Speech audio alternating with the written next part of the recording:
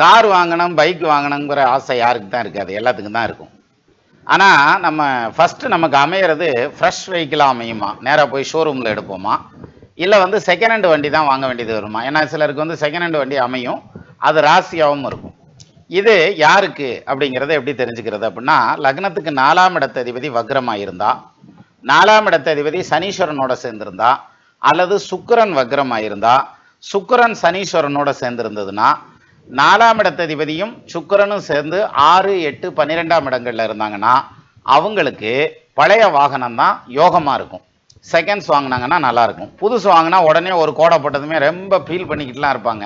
அவ்வளவெல்லாம் feel பண்ண வேண்டியதில்லை. Second hand வண்டி வாங்கினாங்கன்னா அவங்களுக்கு ராசியாகவும் இருக்கும், அடுத்தடுத்து வண்டி வாங்கிட்டே இருப்பாங்கங்கிற மாதிரியான யோகமாகவும் இருக்கும். அதை விட்டுட்டு சுக்கிரனு 4க்கு அதிபதி 6, 8க்கு போயிட்டாரு வண்டியே வாங்க முடியாது, அதெல்லாம் கிடையாது. வண்டி வாங்கலாம், அந்த யோகம் இருக்கு. மனசு மட்டும்தான் விடக்கூடாது சார், தன்னம்பிக்கை விட்டுறாதீங்க.